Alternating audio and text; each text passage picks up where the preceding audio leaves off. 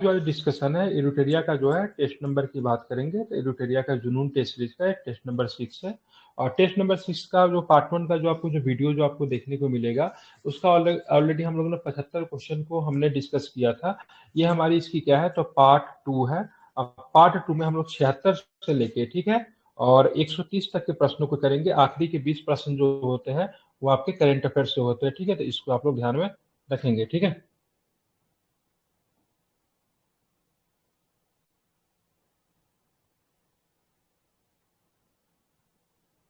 तो हम लोग क्या करते हैं, शुरू करते हैं। तो अनुच्छेद 31 ग किस संविधान संशोधन के द्वारा जोड़ा गया है? ठीक है, ध्यान रखिएगा, 25वें संविधान संशोधन के द्वारा। ठीक है, तो 31 ग की बात करेंगे, किस संविधान संशोधन नियम के द्वारा जोड़ा गया, तो इसको आप ध्यान में रखना। 25वें संविधान संशोधन के द्वारा इसको जोड़ा गया था। 25वें संशोधन नियम के तहत एक नया अनुच्छेद 31 ग जोड़ा गया। ठीक है, ध्यान में रखेंगे। ठीक है, जिसमें बहुत सारे प्रावधान थे। इस प्रावधान को आप लोग देखेंगे। अनुच्छेद 31 क और ग में वर्णित समाजवादी निदेशक तत्वों को लागू करने वाली किसी विधि को इस आधार पर अवैध घोषित नहीं किया जा सकता है। वह अनुच्छेद 14 विधि के समक्ष समता और विधियों के समान संरक्षण। अनुच्छेद 19 में क्या है तो वाक स्वतंत्रता, सम्मेलन, संचलन के संबंध में 6 अधिकारों का संरक्षण है। या अनुच्छेद 31 की बात करेंगे तो संपत्ति के अधिकार द्वारा प्रदत्त मूल अधिकारों का उल्लंघन है। ठीक है, तो इसमें कहा गया अनुच्छेद 31 ग, 31 ग का मतलब कहने का मतलब 31 का सी, ठीक है, को 25वें संविधान संशोधन की तरफ जोड़ा गया था। और 25वें संविधान संशोधन अधिनियम के तहत एक नया अनुच्छेद जोड़ा गया था जिसका नाम है 31 के सी। इसको ध्यान में रखना है। जिनमें निम्नलिखित व्यवस्था की गई थी। सारे व्यवस्था को आप लोग क्या कीजिएगा, देख लीजिएगा। ठीक है, राज्य के नीति निर्देशक तत्व तथा मूल अधिकारों के वर्तमान संबंधों के बारे में क्या सत्य है? तो राज्य के नीति निर्देशक तत्व तथा मूल अधिकारों के वर्तमान संबंधों के बारे में क्या सत्य है? तो ध्यान रखिएगा। तो इसके आंसर की बात करेंगे तो यहाँ पे पहला ऑप्शन देख लीजिए, निदेशक तत्वों को लागू करने के लिए मूल अधिकारों में संशोधन नहीं किया जा सकता है। राज्य नीति निर्देशक तत्वों को मूल अधिकारों को सदैव वरीयता प्रदान करेगा। राज्य के नीति निर्देशक तत्वों को मूल अधिकारों से अधिक वरीयता प्रदान किया जाएगा तथा मूल अधिकारों में संशोधन किया जा सकता है। या फिर अंतिम ऑप्शन की बात करेंगे तो मूल अधिकार, ठीक है, नीति निर्देशक तत्वों से उच्चतर है तथा निदेशक तत्वों को लागू करने के लिए अधिकारों में संशोधन किया जा सकता है। ठीक है, तो ये आपका स्टेटमेंट पूरी तरीके से सही है। मूल अधिकार की बात करें, नीति निर्देशक तत्वों पर क्या है, उच्चतर है। तो निदेशक तत्वों को लागू करने के लिए अधिकारों में क्या किया जा सकता है, तो संशोधन किया जा सकता है। इसको भी आपको ध्यान में रखना है, ये इंपॉर्टेंट है, इसे आप लोग क्या रखें, ध्यान में रखें। ठीक है, मतलब कहने का मतलब से मूल अधिकार नीति निर्देशक तत्वों से उच्चतर तो है तथा निदेशक तत्वों को लागू करने के लिए, ठीक है, अधिकारों में संशोधन किया जा सकता है। जैसे मान की बात की, खाने पीने का अधिकार तो सबको तो है, लेकिन क्या 47 तो कहता है मतलब ड्रग्स वगैरह हो गया या फिर जो मादक पदार्थ है उसका सेवन को मतलब क्या करना, प्रतिबंधित करना है। तो आप यहाँ पे 47 का प्रयोग करके उन चीजों को अगर प्रतिबंधित कर रहे हो तो कहीं ना कहीं मौलिक अधिकार का उन्मूलन तो हो रहा है। ठीक है, तो इसीलिए मूल अधिकार नीति निर्देशक तत्वों से उच्चतर तो है तथा निदेशक तत्वों को लागू करने के लिए अधिकारों में संशोधन किया जा सकता है। इसको आपको ध्यान में रखना है। ठीक है, निम्नलिखित कथनों पर फिर से आपको विचार करना। मूल कर्तव्यों के संबंध में स्वर्ण सिंह समिति का गठन आपातकाल के दौरान किया गया। स्वर्ण सिंह समिति ने 10 मूल कर्तव्यों को जोड़ने का सुझाव दिया था जिसे 42वें संविधान संशोधन द्वारा संविधान में जोड़ दिया गया। तो सत्य कथन का चयन करना है तो केवल पहला ही आपका सत्य कथन है। ठीक है, बाकी दूसरा जो है आपका पूरी तरीके से गलत है, क्योंकि स्वर्ण सिंह समिति की बात करेंगे तो 8 मूल कर्तव्यों को कही गई थी। कितने बोले थे, 8 मूल कर्तव्यों को, ठीक है, शामिल करने के लिए कहा गया था। ठीक है, लेकिन ध्यान रखें सरकार ने कितने किए, तो 10 को किए। ठीक है, 10 मूल कर्तव्यों के किए। ठीक है, ध्यान में रखेंगे। और उसके बाद अगर हम बात करते हैं, अगर हम बात करेंगे ये उसके बाद अगर हम लोग बात करेंगे तो 10 मूल कर्तव्यों को शामिल किया गया। अब मूल कर्तव्य को न मानने पे सजा का भी प्रावधान था, लेकिन सरकार ने इसे नहीं माना। ठीक है, तो 8 मूल कर्तव्य को सुझाव दिया था, लेकिन 10 मूल कर्तव्यों को शामिल किया गया 42वां संविधान संशोधन 1976 के द्वारा। मूल कर्तव्यों के संबंध में निम्नलिखित कथनों पर विचार करना। मूल कर्तव्यों के संबंध में प्रावधान अनुच्छेद 51 के अंतर्गत दिया गया है। तो 51 के ए में है। ठीक है, मूल कर्तव्यों को नैतिक तथा नागरिक दोनों प्रकार के हैं। मूल अधिकारों की तरह ये मूल कर्तव्य नागरिकों तथा विदेशियों को भी दोनों के लिए। मूल कर्तव्य विदेशी के लिए नहीं होता है, ठीक है। नीति निषेध तत्वों की तरह मूल कर्तव्य गैर न्यायोचित है। तो ध्यान रखें इसमें से कौन सा असत्य कथन है, तो ध्यान रखेंगे तो 1 और 3 भी असत्य कथन है, ठीक है, क्योंकि यहाँ पे मैंने बोला था 51 के में नहीं है, किसमें है, तो 51 के ए में है, ठीक है, इसको ध्यान रखेंगे। तीसरा स्टेटमेंट की बात करें गलत है। 51 के एम है, तीसरा इसलिए गलत है क्योंकि केवल नागरिकों के लिए होता है, ये विदेशियों के लिए नहीं होता। दूसरा स्टेटमेंट सही है, मूल कर्तव्य की नैतिक तथा नागरिक दोनों प्रकार का है, ठीक है, ध्यान रखेंगे। तीसरा चौथा स्टेटमेंट के बाद नीति निर्देशक तत्वों की तरफ मूल कर्तव्य भी गैर न्यायोचित है, मतलब इसको न्यायालय के द्वारा लागू नहीं करवाया जा सकता, इसको आपको ध्यान में रखना है। तो 1 और 3 गलत है, बाकी सारे के सारे स्टेटमेंट की बात करेंगे सही है, ठीक है, ध्यान रखना। क्यों गलत है, तो कुछ मूल अधिकार जो सभी, सॉरी मूल कर्तव्य कहाँ गया, हाँ देखिए, निदेशक तत्वों की तरह मूल कर्तव्य गैर न्यायोचित, यानी कि उनके हनन होने पर न्यायालय द्वारा लागू नहीं करवाया जा सकता, ठीक है। उसके बाद आपको ध्यान में रखेंगे केवल भारतीयों के लिए है, मतलब नागरिक के लिए है, विदेशियों के लिए नहीं है, ये भी आपको ध्यान में रखना है, ठीक है। निम्नलिखित में से किन कर्तव्यों का भारत में संविधान के मूल कर्तव्यों में उल्लेख प्राप्त होता है, ठीक है, ध्यान रखिए। तो संस्कृति की गौरवशाली परंपरा की रक्षा करना, वैज्ञानिक दृष्टिकोण, मानववाद की भावना का विकास करना, ठीक है, सार्वजनिक संपत्ति की रक्षा करना, ठीक है, प्राकृतिक पर्यावरण की रक्षा करना, देश की रक्षा करना, संस्कृति की गौरवशाली परंपरा की रक्षा करना, ये भी शामिल है कि नहीं, तो सारे ही सारे आपको क्या है, शामिल है, ठीक है, क्या है, सारे ही सारे आपको मूल कर्तव्य में आपको शामिल आपको देखने को मिलते हैं। क्या है मूल कर्तव्य, तो सबसे पहला नंबर मूल कर्तव्य की बात करेंगे तो संविधान का पालन करें और उसकी आदर्शों, संस्थाओं, राष्ट्र ध्वज और राष्ट्रगान का भी आदर करें, ठीक है, ये पहला नंबर मूल कर्तव्य है। दूसरा की बात करेंगे तो स्वतंत्रता के लिए हमारे राष्ट्रीय आंदोलन को प्रेरित करने वाले उच्च आदर्शों को हृदय में संजोए रखें और उनका पालन करिए, दूसरा हो जाएगा। तीसरा की बात करेंगे, तीसरा में क्या है, तो राष्ट्र की, भारत की संप्रभुता, एकता और अखंडता की रक्षा करे, उसे अक्षुण्ण बना के रखे, ठीक है। चौथा में क्या है, तो चौथा के बारे में हम लोग देखेंगे तो देश की रक्षा करे, आह्वान किए जाने पर राष्ट्र की सेवा करे, ठीक है। और पांचवा की बात करें, पांचवा में क्या है, तो भारत के सभी लोगों के, ठीक है, समरसता और, ठीक है, समान भातृत्व की भावना का निर्माण करे, जो धर्म, भाषा और प्रदेश या वर्ग के आधारित सभी भेदभाव से परे, ऐसी प्रथाओं का त्याग करे जो स्त्रियों के समान के मतलब क्या है, विरुद्ध हो, ठीक है। छठा की बात करें, हमारी संस्कृति की गौरवशाली परंपरा का महत्व समझे और उसका मतलब क्या करे, परीक्षण करे, ठीक है, ध्यान रखेंगे, ठीक है। प्राकृतिक पर्यावरण की, जिसके अंतर्गत वन, झील, नदी और वन्य जीव की रक्षा करे, उनका संवर्धन करे तथा प्राणी मात्र के प्रति दया का मतलब क्या रखे, भाव रखे, ठीक है। आठवां के क्या है, तो वैज्ञानिक दृष्टिकोण, मानववाद और ज्ञानार्जन के तथा सुधार की भावना का विकास करे, ठीक है। नौवां की बात करें, सार्वजनिक संपत्ति को सुरक्षित रखे और हिंसा से मतलब क्या रखे, दूर रहे। 10वां की बात करें, व्यक्तिगत और सामूहिक गतिविधियों के सभी क्षेत्रों में उत्कर्ष की ओर बढ़ने का सतत प्रयास करे, जिससे राष्ट्र निरंतर बढ़ते रहे, प्रगति और उपलब्धि की नई ऊंचाइयों को छू ले, ठीक है। 11वां की बात करेंगे, 6 से 14 वर्ष तक की उम्र के अपने बच्चों को शिक्षा के अवसर उपलब्ध कराना, यह कर्तव्य 66वें संविधान संशोधन 2002 के द्वारा जोड़ा गया था। तो टोटल मूल कर्तव्य कितने, 11 है, और केवल ये नागरिकों के लिए है, ठीक है, विदेशियों के लिए नहीं होते, इसको आपको ध्यान रखिएगा। अनुच्छेद की बात करेंगे तो 51 का ए में है, ठीक है, ध्यान में रखिएगा। अगर पाठ की बात करेंगे तो 4 के ए में है, ये भी आपको ध्यान में, भाग, ठीक है। आप देखिए निम्नलिखित कथनों पे आपको विचार करें, अनुच्छेद 368 के साधारण बहुमत से संविधान में कुछ उपबंध को संशोधित किया जा सकता है। संसद इन व्यवस्थाओं का संशोधन नहीं कर सकती जो कि संविधान के मूल ढांचे से संबंधित हो। संविधान के भाग 20 के अनुच्छेद 368 के तहत संशोधन संभव, बताना सही कथन कौन सा है, तो ध्यान रखिएगा। सत्य कथन की चयन करें, केवल दूसरा कथन सही है, ठीक है। संसद इन व्यवस्थाओं का संशोधन नहीं कर सकती जो कि संविधान के मूल ढांचों से संबंधित है, ये पहला वाला आपको सही है, ठीक है।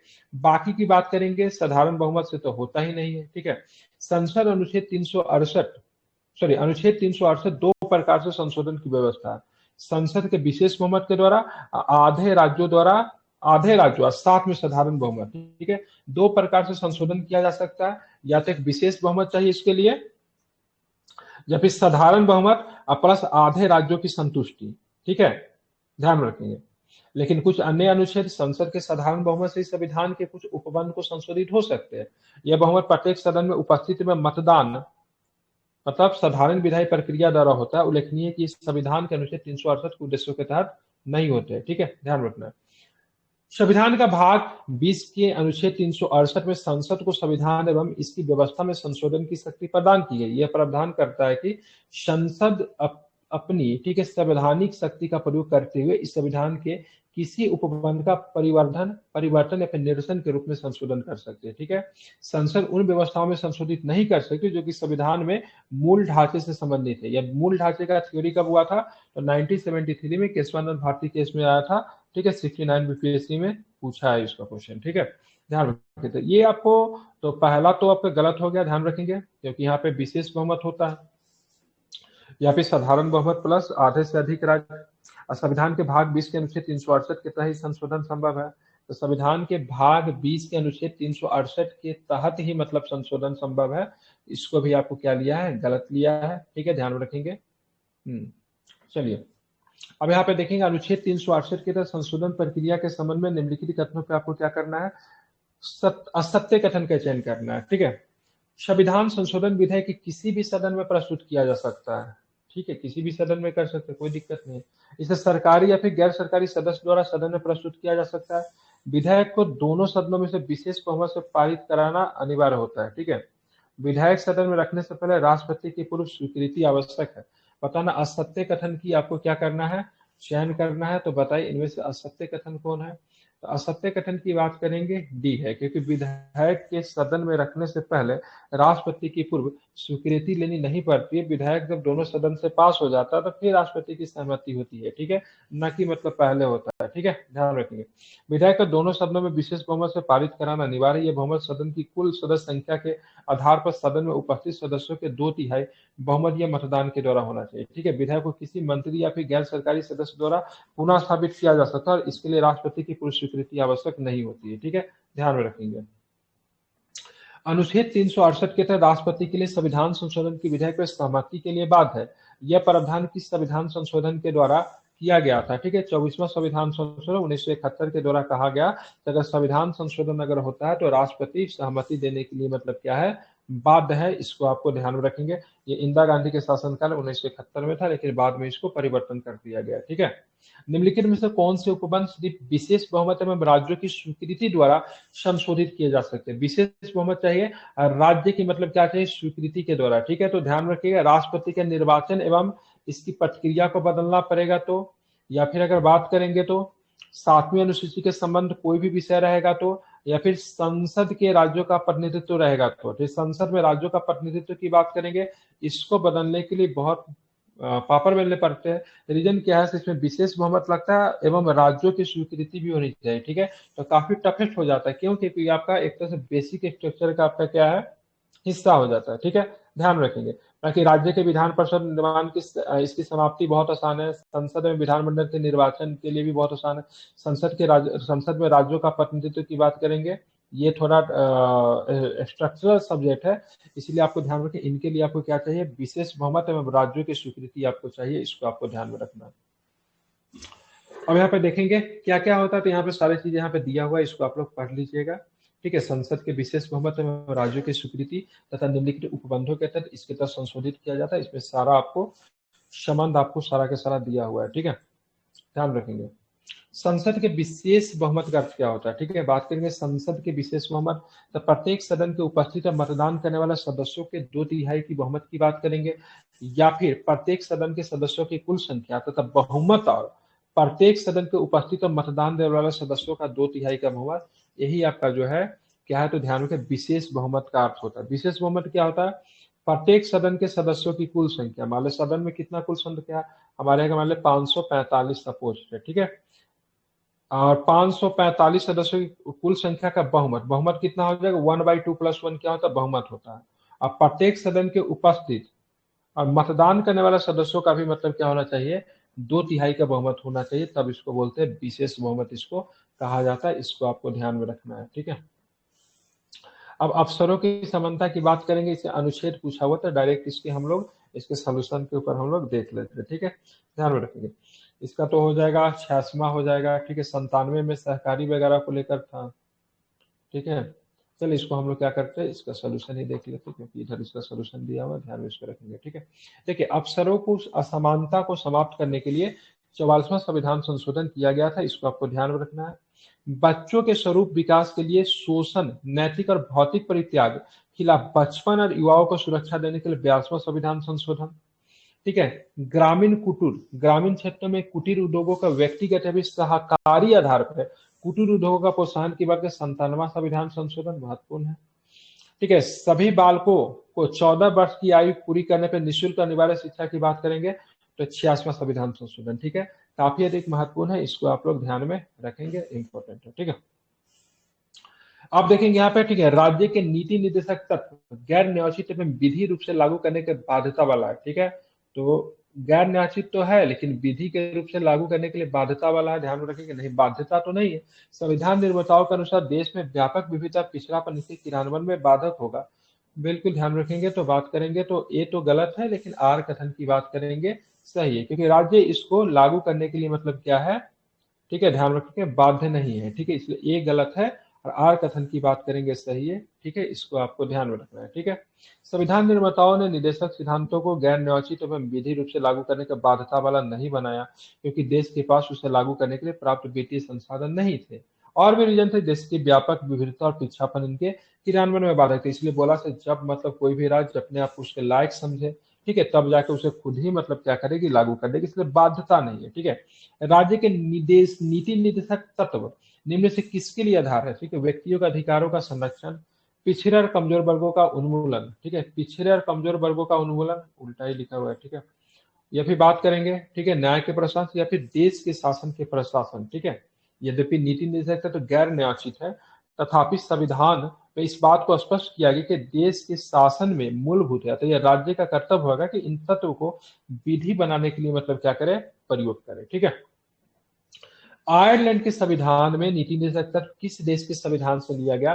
तो आयरलैंड ने इसको कहां से लिया था? तो आयरलैंड ने स्पेन से लिया था, और हम लोगों ने मतलब किया आयरलैंड से लिया। ठीक है, हालांकि 1935 के एक्ट में भी, ठीक है, नीति निर्देशक तत्व जैसा ही था। ठीक है, लेकिन आयरलैंड ने इसे कहां से लिया था? तो आयरलैंड ने इसे स्पेन से लिया था। ठीक है, ध्यान रखिए। ठीक है, अब संविधान निर्माताओं ने संविधान निर्माता यह पूछा 1937 में निर्मित आयरलैंड के संविधान से लिया। आयरलैंड के संविधान इसे स्पेन के संविधान से ग्रहण किया था। ठीक है, तो आयरलैंड के संविधान में इसको कहां से लिया गया था?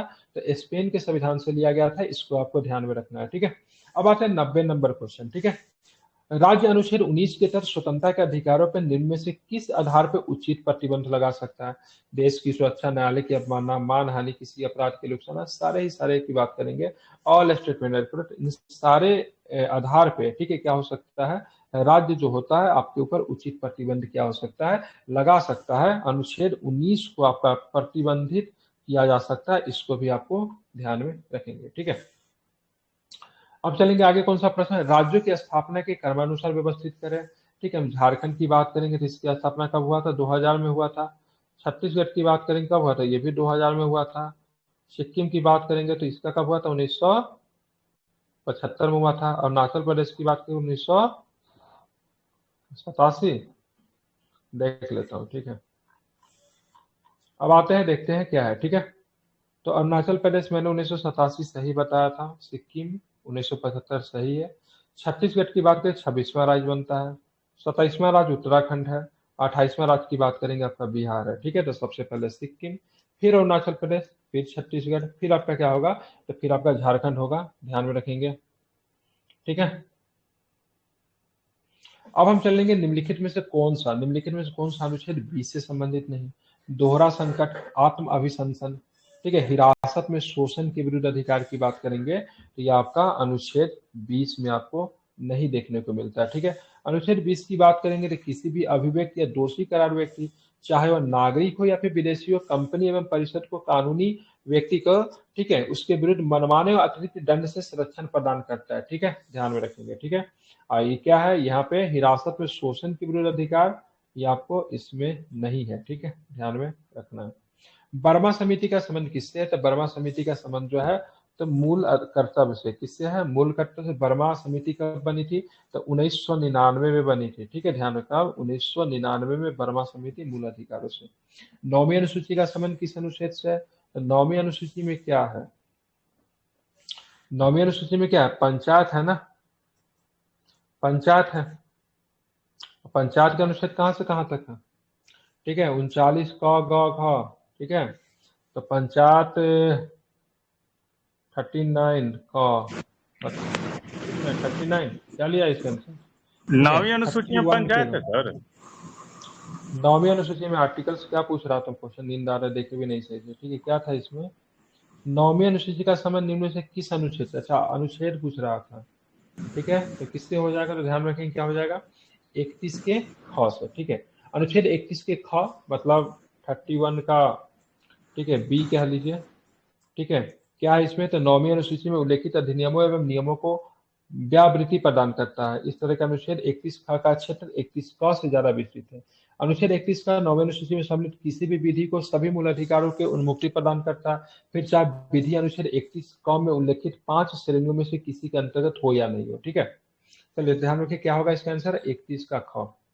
अब देखिए 93वां संविधान संशोधन किससे संबंधित है, तो पिछड़े वर्ग के छात्रों को शैक्षणिक संस्थाओं में प्रवेश से आरक्षण से, ठीक है, पिछड़े जाति के छात्रों के, पिछड़ी जाति के छात्रों के कितना प्रतिशत आरक्षण है, 27% है, तो 27% आरक्षण की बात करेंगे तो इनको मतलब नौकरी में भी मिलेगा, और जो कॉलेज होंगे उच्च शिक्षा के लिए या फिर कुछ भी होगा तो वहां पर भी इनको 27% आरक्षण दिया जाएगा। जैसे मान लीजिए आईआईटी हो गया, आईआईएम हो गया, ठीक है, ये सब क्या है उच्च शिक्षा का केंद्र है, तो यहाँ पर भी इनको 27% आरक्षण मिलेगा, और जब यहाँ से पढ़कर निकलेंगे तो भी इनको 27% आरक्षण मिलेगा। क्यों जरूरी है, क्योंकि कहना था तो भाई साहब जब पढ़ने में आरक्षण नहीं दोगे तो फिर नौकरी कहाँ से करेगा, फिर आरक्षण कहाँ से मिलेगा, तो उनको कॉलेज वगैरह में भी उनको आरक्षण दिया गया 27%, अब फिर वहां से आने के बाद नौकरियों में भी आरक्षण 27% दिया गया, ठीक है, ध्यान में इसको रखेंगे, ठीक है। अप्रैल 2008 में, ठीक है, उच्चतम न्यायालय दोनों अधिनियमों को वैधता में मुहर लगा दी, लेकिन न्यायालय ने केंद्र सरकार को आदेश दिया कि वह क्रीमी लेयर के सिद्धांत पर मतलब क्या करेंगे, पालन करेंगे, ठीक है। क्रीमी लेयर क्या होता है, देखिए ओबीसी में भी बात करेंगे तो बहुत बहुत पैसे वाले लोग हैं, तो इनमें भी क्रीमी लेयर होता है, कोई को तो नॉन क्रीमी लेयर होता है, ठीक है। क्रीमी लेयर वालों को आरक्षण नहीं मिलता, नॉन क्रीमी लेयर वालों को, एनसीएल वालों को मिलता है, ठीक है। भारत का संविधान संघीय संरचना का जो केंद्र और राज्यों के बीच में एक प्रकार की शक्ति को परिभाषित करता है, ठीक है, वैधानिक शक्ति, कार्यकारी शक्ति, ठीक है, ध्यान रखिए, तो भारत में वैधानिक शक्ति बटा हुआ, कार्यकारी शक्ति भी बटा हुआ, वित्तीय शक्ति भी बटा हुआ, लेकिन न्यायिक शक्ति नहीं। हमारा न्यायालय कैसा है, तो हमारे न्यायालय की बात एकीकृत है, ठीक है, न्यायालय नहीं बटा हुआ, ठीक है, बाकी सारे के सारे शक्ति की बात कर, कार्यपालिका, विधायिका, ठीक है, व्यवस्थापिका, सबके सब बटा हुआ, लेकिन बटा हुआ क्या नहीं है, तो हमारा न्यायालय नहीं बटा हुआ, ध्यान में रखेंगे, ठीक है। भारत में विधानसभा, कार्यकारी, वित्तीय सबका सब बटा हुआ है, इसीलिए हमारे यहाँ संघीय व्यवस्था है, लेकिन न्यायालय नहीं बटा हुआ। लेकिन संघीय व्यवस्था में न्यायालय भी बटा होता है, जो अमेरिका वगैरह में जाओगे तो वहाँ पे मतलब हर राज्य का अपना अपना न्यायालय होता है, लेकिन भारत में ऐसा नहीं है। हाँ, राज्यों में न्यायालय है, लेकिन ऐसा नहीं कि सुप्रीम कोर्ट से स्वतंत्र है, न्यायालय क्या है, एकीकृत है, इसे आप ध्यान में रखिएगा, न्यायालय हमारे यहाँ बटा हुआ नहीं है, इसको आपको ध्यान में रखना है, ये आपके लिए महत्वपूर्ण है, ठीक है। चलिए अब हम आगे चलेंगे तो क्या होगा इसका आंसर, तो न्यायिक शक्ति को छोड़ के डेट मीन्स क्या हो जाएगा, 1 2 3, ध्यान में इसको रखना है। निम्नलिखित कथनों पर विचार करना है, संसद भारत के संपूर्ण क्षेत्र या उसके किसी भाग के लिए कानून नहीं बना सकते, भाई बना सकती है, संसद को बहुत पावर है। राज्य विधान में पूरे राज्य उसके किसी भाग के लिए कानून बना सकती है, राज्य विधानमंडल पूरे राज्य या फिर उसके किसी भाग के लिए कानून बना सके, बताना उपयुक्त में से कौन सा कथन सही है, ठीक है। तो ध्यान रखें इसका कथन की बात करेंगे तो केवल इसका दूसरा नंबर स्टेटमेंट सही है, क्योंकि संसद के पास ये अधिकार है, क्योंकि संपूर्ण क्षेत्र के या फिर किसी एक भाग के लिए कानून बना सकता है, लेकिन अगर राज्य विधानमंडल को अगर कानून बनाना होगा तो केवल अपने राज्य के लिए ही कानून बनाएगा, ठीक है, ध्यान रखिए, दूसरे राज्य के लिए नहीं बनाएगा, लेकिन संसद कानून बनाएगी तो देश के सभी हिस्सों में वो कानून लगभग लागू हो जाता है, इसको आपको ध्यान में रखना है। संविधान का अनुच्छेद डैश केंद्र और राज्य के बीच विधायी संबंधों से संबंधित है, ठीक है, तो भाग 11 में, ठीक है, भाग 11 में 245 से लेकर 255 तक क्या देखने को मिलेगा, तो केंद्र और राज्यों के बीच में विधायी संबंध आपको देखने को मिलते हैं, भाग 11 के अनुच्छेद 245 से लेके 255 तक, ठीक है, ध्यान में इसको आप लोग रखेंगे, ठीक है। भाग 11 में क्या है, 245 से लेकर 263 तक केंद्र और राज्यों के बीच में प्रासंगिक संबंधों से मतलब क्या है, चर्चित है। 256 से लेकर 263 में क्या है, तो 256 से लेकर 263 तक अगर बात करें क्या है, तो प्रशासनिक समय है, ठीक है, एडमिनिस्ट्रेशन रिलेशन की बात करेंगे। भाग 13 में क्या है, तो 301 से लेकर 360 तक के अनुच्छेद है, ठीक है, ध्यान रखें। भाग 11 में क्या है, तो 245 से लेकर 255 तक के केंद्र राज्यों के बीच विधायी संबंध है। फिर भाग 11 में 256 से लेकर 263 तक कौन से संबंध आपको मिलेंगे, तो प्रशासनिक संबंध देखने को मिलेंगे, ठीक है। अब चलते आगे देखेंगे, संसद को संघ सूची में सूचीबद्ध किसी भी विषय के संबंध में कानून बनाने का विशेष अधिकार है। ठीक है, तो संसद को संघ सूची में सूचीबद्ध किसी भी, ठीक है, विषय पे संबंध कानून बनाने का विशेष अधिकार है। ठीक है, कोई दिक्कत नहीं। राज्य विधानमंडल राज्य सूची के सूचीबद्ध किसी भी विषय के संबंध में कानून बनाने का कोई विशेष अधिकार नहीं है। समवर्ती सूची में सूचीबद्ध किसी भी विषय के संबंध में केवल संसद ही कानून बना सकती है, नहीं राज्य भी बना सकती है। अंतरराज्यीय व्यापार राज्य सूची के अंतर्गत, अंतरराज्यीय व्यापार राज्य सूची के अंतर्गत नहीं आता है। ठीक है, कृषि स्वास्थ्य स्वच्छता, कृषि स्वास्थ्य एवं स्वच्छता संघ सूची के अंतर्गत है, गलत है, समवर्ती के अंतर्गत आता है। कितने कथन असत्य है? 3 तो मैंने ढूंढ, कितने कथन सत्य है? तो 3 तो मैंने गलत बोल दिया है। ठीक है, बाकी सही कौन है? तो संसद, यही केवल सही हुआ। संसद को संघ सूची में सूचीबद्ध किसी भी का, ये केवल सही, ये भी गलत है। ठीक है, ध्यान रखें। ठीक है, तो क्या है, केवल पहला नंबर ही कथन मेरे हिसाब से सही है। संसद के संघ सूची के सूचीबद्ध किसी भी विषय में संबंध बनाने में विशेष अधिकार राज्य विधानमंडल सामान्य परिस्थिति में राज्य सूची के सूचीबद्ध में किसी भी विषय के संबंध में कानून बनाने का शक्ति प्राप्त है। सामान्य परिस्थिति में, विशेष परिस्थिति में नहीं। विशेष परिस्थिति में अगर राज्य विधानमंडल राज्य सूची के विषय पे, तो विशेष परिस्थिति में राज्यसभा मतलब संसद भी कानून बना देती है। ये सारे के सारे कथन की बात करें गलत है। एक किसी कृषि स्वास्थ्य स्वच्छता की समवर्ती सूची का विषय है।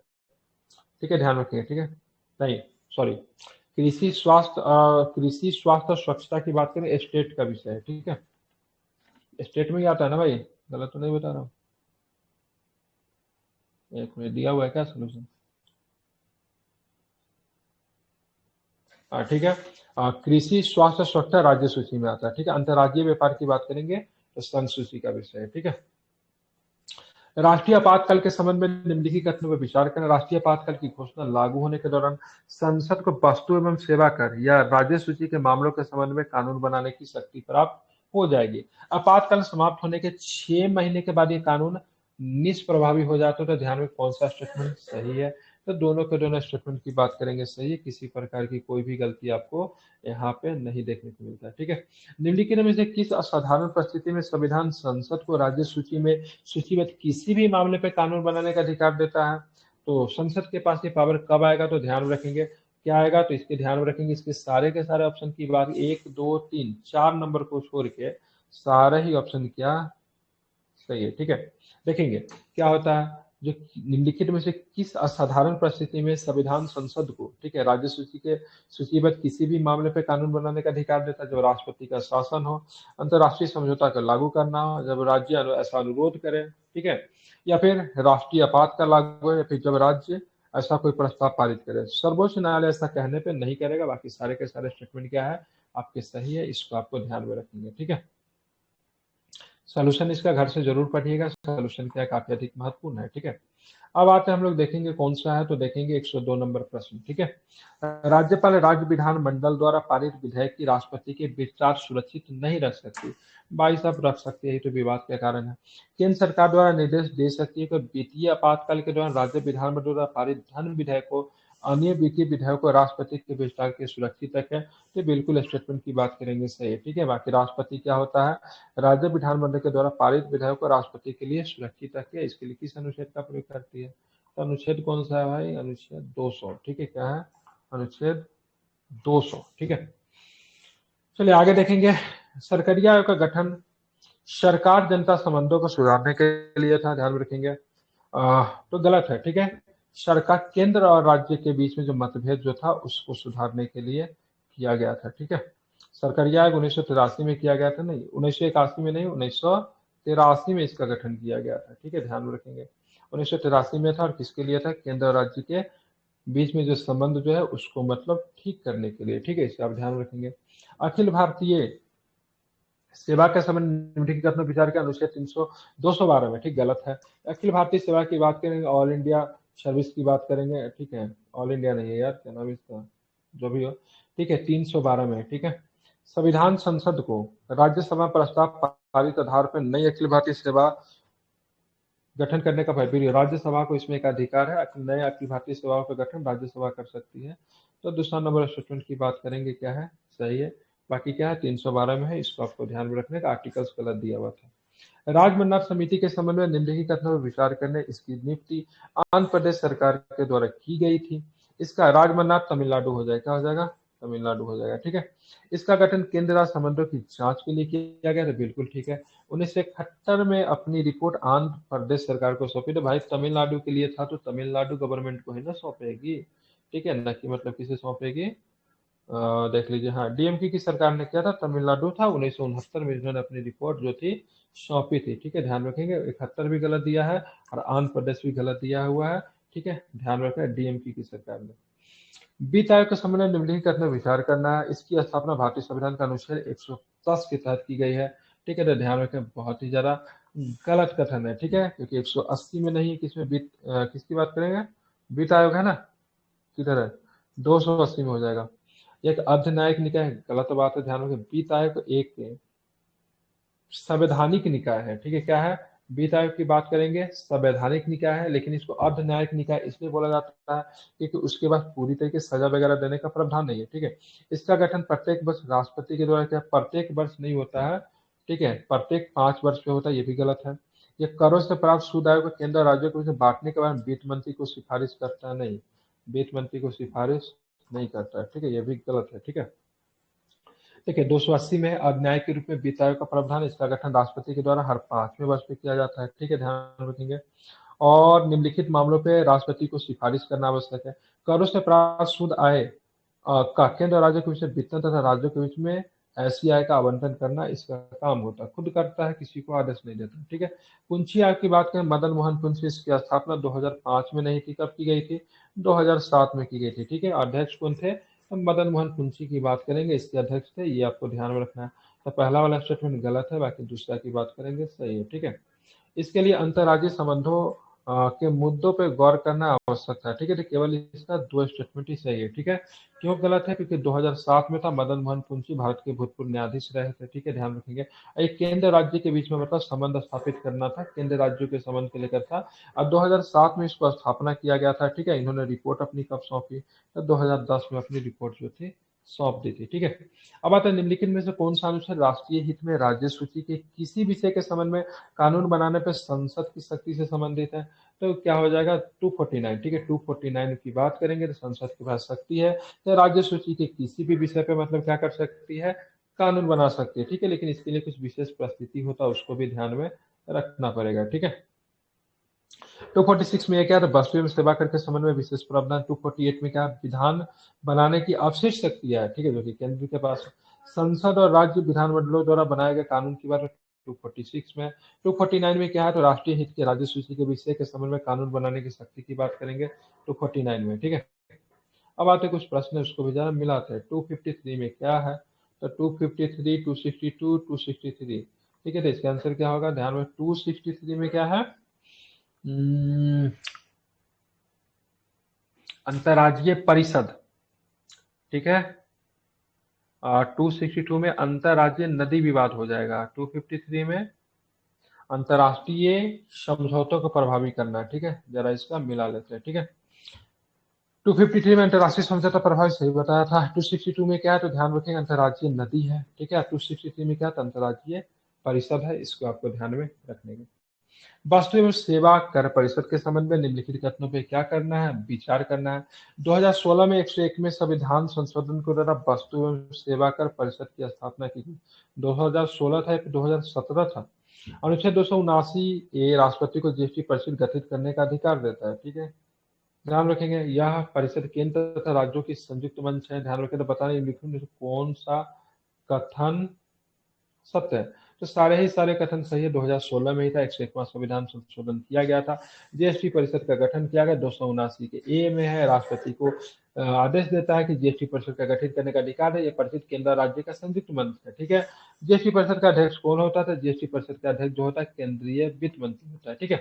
किस आयोग की सिफारिश में बीपी सिंह मतलब विश्वनाथ प्रताप सिंह के नेतृत्व वाली जनता दल की सरकार ने 1990 में अंतर्राज्यीय परिषद की स्थापना की। अंतर्राज्यीय परिषद की स्थापना सरकरिया आयोग के सिफारिश पे किया गया था, ध्यान में इसको रखेंगे। और जनता पार्टी की सरकार ने, ठीक है, बीपी सिंह की सरकार ने मंडल कमीशन की जो अनुशंसा जो थी, जो कि पिछड़े वर्गों को लोक आरक्षण देना था, उसको भी लागू कर दी थी, ठीक है।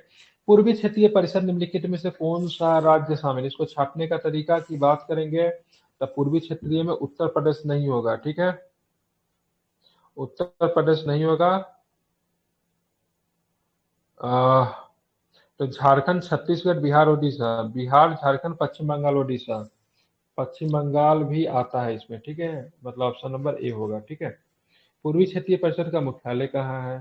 तो पूर्वी क्षेत्रीय परिषद, ध्यान रखिए कितने क्षेत्रीय परिषद है, तो ध्यान में रखेंगे, देखिए दिशा कितने, 4 दिशा, तो 4 दिशा उत्तर पूर्व, ठीक है, तो उत्तरी, पूर्वी, पश्चिमी, दक्षिणी, और एक है उत्तर पूर्व हो जाता है, ठीक है, एक होता है आपका उत्तर पूर्व सबसे बाद में बना था, ध्यान में इसको रखें। पूर्वी क्षेत्रीय परिषद बिहार, झारखंड, पश्चिम बंगाल, उड़ीसा में, ये संसद के एक अधिनियम यानी राज्य पुनर्गठन 1956 में इसकी स्थापना की गई थी। मुख्यालय की बात करेंगे तो कहाँ पे है, कलकत्ता है, ठीक है। पूर्वी क्षेत्रीय परिषद से एग्जाम में प्रश्न आ भी सकता है, रीजन क्या है, जिसकी बैठक हाल फिलहाल में हुई थी, और कहाँ पे इसकी बैठक पटना में हुई थी, किसने इसका बैठक का नेतृत्व किया था, तो गृह मंत्री अमित शाह ने किया था। समानांतर क्षेत्रीय परिषद का जो अध्यक्ष जो होता है, गृह मंत्री होता है, ठीक है। क्षेत्रीय परिषद की बात करेंगे, संवैधानिक निकाय है, तो ध्यान, संवैधानिक निकाय नहीं है, ध्यान रखिए कि संसद के अधिनियम के द्वारा इसकी स्थापना किया गया था, और इसकी स्थापना 1956 में की गई थी। तो गलत सत्य कथन की बात करें, दोनों को दोनों गलत ही कथन है, क्योंकि कब हुआ था, 1956 में किया गया था, यह संवैधानिक निकाय नहीं है, ठीक है, ध्यान रखिए, इसके संसद के एक अधिनियम के द्वारा किया गया था। संवैधानिक निकाय उनको कहते हैं जिनके बारे में संविधान में चर्चा, हालांकि इसकी स्थापना संसद के एक अधिनियम के द्वारा किया गया था। एक संवैधानिक निकाय कहाँ से, कितने क्षेत्रीय परिषद है, मैंने बोला था दिशा की संख्या 4 गो, ठीक है, उत्तर है, ठीक है, पूरब है, पश्चिम है, दक्षिण है, साथ में क्या होगा, मध्य, एक मतलब क्या, मिडिल में हो जाएगा, ठीक है, ध्यान में रखेंगे, ठीक है। तो प्रत्येक क्षेत्र के लिए एक क्षेत्रीय परिषद प्रदान करता है, ठीक है। उत्तर पूर्वी क्षेत्रीय परिषद भी बाद में बना था, ठीक है, ध्यान रखिए, सबसे लास्ट में 1971 के आसपास आई थिंक ये बनी थी। उत्तर पूर्वी क्षेत्रीय परिषद के संबंध में निम्नलिखित कथनों पर विचार कर। उत्तर पूर्वी क्षेत्रीय का गठन 1971 में किया गया, ठीक है। पूर्वोत्तर क्षेत्र, पूर्वोत्तर परिषद क्षेत्रीय परिषदों के अंतर्गत आती है। पूर्वोत्तर परिषद का गठन राज्य पुनर्गठन अधिनियम 1956 में किया गया था, ठीक है। 2002 में सिक्किम को उत्तर पूर्वी परिषद के 8वें सदस्य के रूप में शामिल, बताना कौन सा कथन सत्य है, तो 1 और 4 सही है, ठीक है, 1 और 4, 2002 में सिक्किम को शामिल किया गया, ठीक है। पूर्वोत्तर परिषद का गठन राज्य पुनर्गठन 1956 के द्वारा किया गया, ठीक, गलत लिया है, ठीक है, ये भी आपका गलत लिया, ठीक है, क्यों गलत लिया, देख लेता हूँ सोल्यूशन। उत्तर पूर्वी क्षेत्रीय परिषद अतिरिक्त इकाई बनाई गई है, इसका पूर्वोत्तर से कुछ लेना देना नहीं है, ठीक है। क्षेत्रीय परिषद का स्थापना राज्य पुनर्गठन 1956 के द्वारा किया गया था, तो 3 कथन भी गलत है, ठीक है, 3 कथन। पूर्वोत्तर परिषद का गठन राज्य पुनर्गठन अधिनियम 1956 के द्वारा किया गया, तो क्षेत्रीय परिषद की स्थापना राज्य पुनर्गठन 1956 के द्वारा की गई थी, तो गलत क्यों है भाई।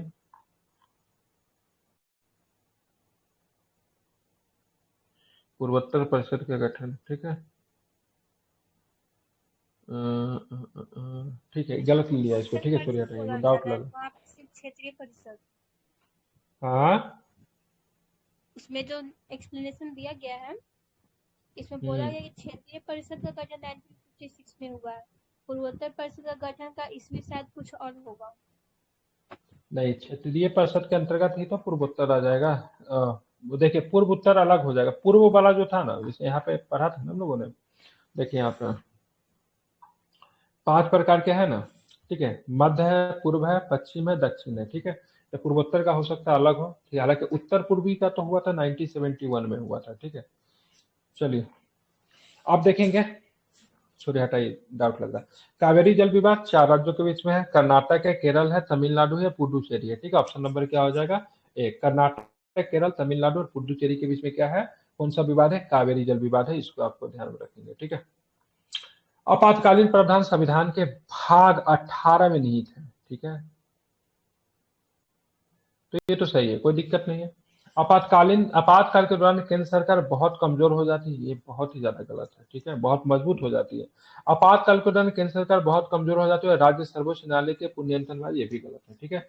2-3 की बात करें गलत है, बाकी भाग 18 में आपको देखने को मिलता है, इसमें कोई भी दिक्कत नहीं है, ठीक है।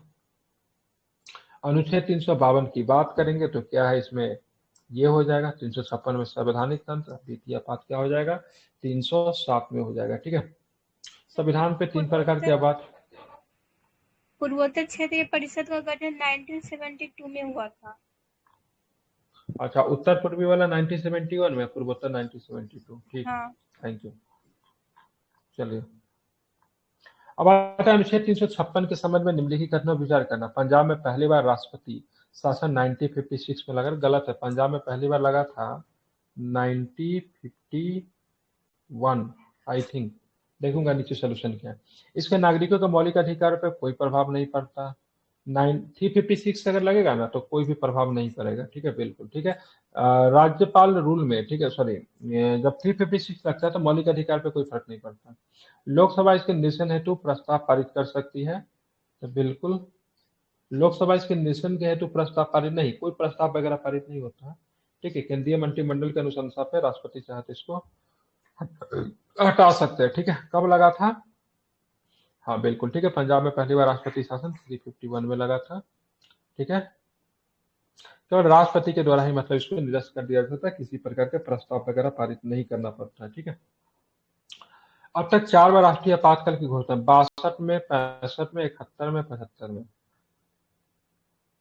अब तक 4 बार नहीं 3 बार हुआ था, ठीक है, 3 बार हुआ है, 4 बार गलत दिया हुआ है, ठीक है। अनुच्छेद 355 केंद्र पर प्रत्येक राज्य के बाहरी आक्रमण और आंतरिक अशांति से बचाने के दायित्व डालता है, तो ठीक है, ठीक है। और 3 बार ही हुआ था, तो कौन सा गलत है? पहला वाला गलत है। कब कब? 62 में, 71 में, 65 75 में, ठीक है। अब बोलोगे तो 65 में नहीं था, नहीं 62 में जो आपातकाल लागू था ना वो आगे तक भी लागू था, ठीक है। अगर 62 में जैसे लगा ना 1962 में जो लगा ये 68 तक लागू था, ठीक है। तो लगाने की आवश्यकता ही नहीं पड़ी जब 65 में जब हमारा युद्ध हुआ पाकिस्तान के साथ में, ठीक है, ध्यान में रखेंगे, ठीक है। तो 3 बार लगा है, 62 में, 71 में, 75 में, ठीक है। 1965 में पाकिस्तान के खिलाफ युद्ध के समय एक नई घोषणा की आवश्यकता नहीं थी, क्योंकि मतलब 1962 में जब लगा था तो 1968 के दौरान ये चालू ही था, ठीक है, ध्यान में इसको रखना।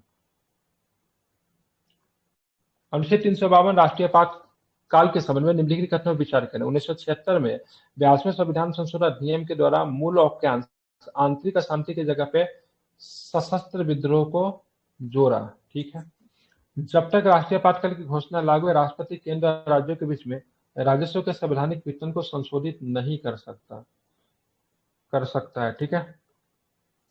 कौन सा कथन इसमें से सत्य है? ठीक है, 1976 में 42वां संविधान, अरे 42वां नहीं था यार, 1978 में 44वां हो जाएगा, ठीक है।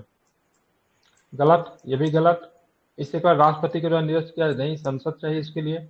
आपातकाल के दौरान संसद राज्य सूची के आपातकाल संसद राज्य सूची के सूचीबद्ध विषयों पर कानून नहीं बना सकती तो बना सकती है, ठीक है। सारे स्टेटमेंट की बात करेंगे तो धड़ल्ले से क्या इसमें गलत है, ठीक है, ध्यान में रखना है, ठीक है। कोई भी कथन, ठीक है, सभी कथन असत्य है, ठीक है।